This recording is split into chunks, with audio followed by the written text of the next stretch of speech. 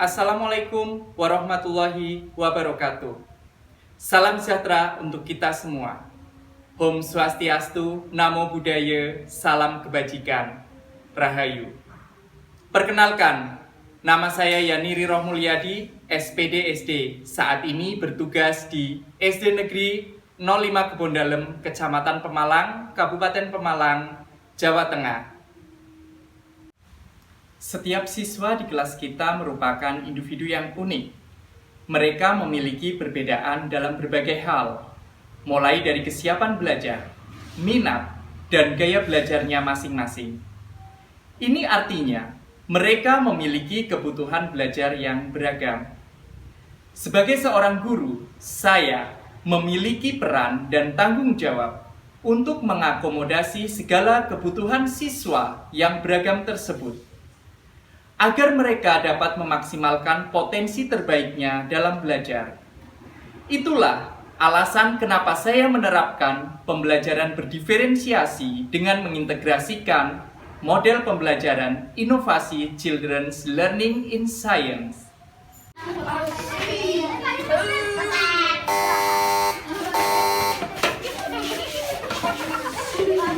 Langkah awal yang dilaksanakan dalam praktik baik ini yang pertama, identifikasi pemahaman siswa dengan melaksanakan prates untuk mengetahui tingkat pemahaman awal siswa terhadap konsep bagian tubuh tumbuhan dan fungsinya.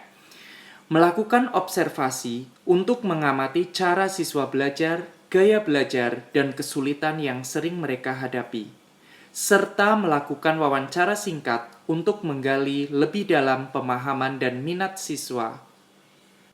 Langkah yang kedua, merancang kegiatan berdiferensiasi, antara lain, membentuk kelompok kecil yang heterogen berdasarkan kemampuan dan tingkat pemahaman siswa.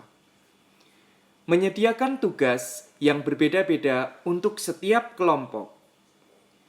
Menggunakan berbagai jenis bahan ajar seperti teks, gambar, video, dan alat peraga untuk mengakomodasi kebutuhan gaya belajar siswa, serta menyediakan peralatan yang cukup dan sesuai dengan tugas yang diberikan.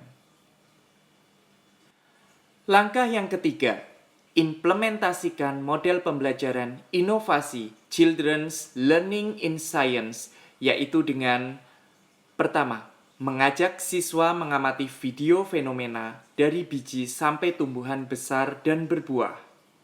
Yang kedua, mengajukan pertanyaan pemantik yang merangsang siswa berpikir kritis dan mengajukan pertanyaannya sendiri. Yang ketiga, mendorong siswa merumuskan hipotesis atau dugaan sementara tentang apa yang terjadi pada bagian tubuh tumbuhan. Yang keempat, membimbing siswa melakukan eksperimen sederhana untuk menguji hipotesis mereka. Yang kelima, membantu siswa menganalisis data hasil eksperimen dan menarik kesimpulan. Yang keenam, memfasilitasi diskusi kelompok untuk berbagi ide dan hasil temuan. Yang ketujuh, mengevaluasi pemahaman siswa melalui tes, laporan, atau presentasi. Langkah yang keempat, penyesuaian pembelajaran dengan memberikan umpan balik yang konstruktif kepada siswa untuk memperbaiki kesalahan dan meningkatkan pemahaman.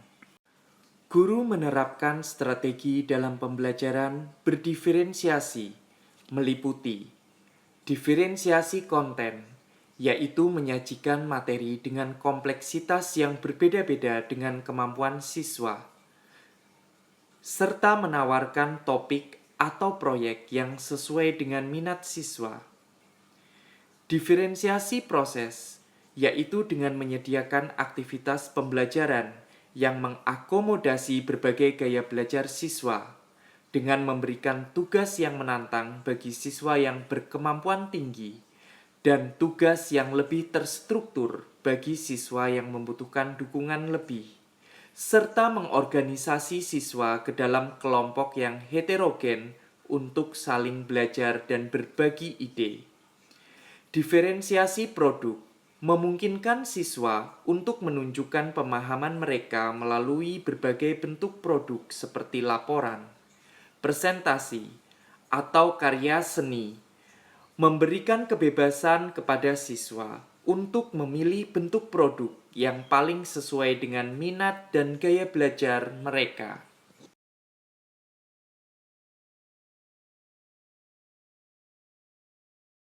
Assalamualaikum warahmatullahi wabarakatuh. Saya akan menjelaskan bagian-bagian tumbuhan dan fungsinya. Pertama dari akar. Antara lain. Dan ini akar. Fungsi dari akar adalah menyerap air dan nutrisi sedara dari dalam tanah, berfungsi juga menopang tumbuh-tumbuhan. Dua adalah berguna untuk melindungi biji yang ada di dalamnya. Assalamualaikum warahmatullahi wabarakatuh. Faktor keberhasilan terletak pada penggunaan media atau sumber belajar yang sesuai dengan gaya belajar siswa, serta pemanfaatan teknologi di dalam pembelajaran, seperti penggunaan aplikasi Canva untuk membuat produk dalam bentuk infografis, atau penggunaan aplikasi Capcut untuk mengedit video. Faktor lainnya karena asesmen dirancang dalam bentuk proyek dan disesuaikan dengan minat siswa, sehingga siswa terlihat aktif dan antusias selama pelaksanaan asesmen, dan juga peran orang tua sebagai sumber belajar yang banyak memberikan pengetahuan tentang proyek yang dikerjakan. Saya sangat mengapresiasi inovasi yang telah dilakukan oleh Pak Yani. Semoga praktek baik ini memberikan dampak yang positif bagi siswa-siswa di SDN 05 Kebondalam. Dan saya sangat mendukung upaya Pak Yaniri untuk mengembangkan praktek baik ini lebih lanjut. Dan saya yakin banyak Bapak dan Ibu guru yang terinspirasi oleh ide-ide kreatif dari Pak Yaniri. Hasil belajar siswa Pak Yaniri meningkat pesat setelah menerapkan pembelajaran diferensiasi. Ini membuktikan bahwa metode ini sangat efektif. Saya sangat terkesan dengan cara membedakan pembelajaran untuk setiap siswa. Saya jadi ingin mencoba di kelas saya. Saya sangat senang dengan adanya pembelajaran seperti ini. Anak saya bisa semangat belajar dan juga bisa mengenal internet, bisa mengenal komputer, dan juga wawasannya semakin luas. Dan saya mengucapkan terima kasih kepada Pak Yaniri yang telah mengajar kelas 4 sehingga anak saya bisa semangat belajar. Saya senang sekali karena saya belajar menggunakan komputer. Saya belajar tentang puisis. Terima kasih. Senang sekali belajar dengan Pak Yan. Belajarnya sambil bermain karena belajar dengan menggunakan komputer. Saya senang sekali belajar dengan komputer karena menyenangkan. Terima kasih.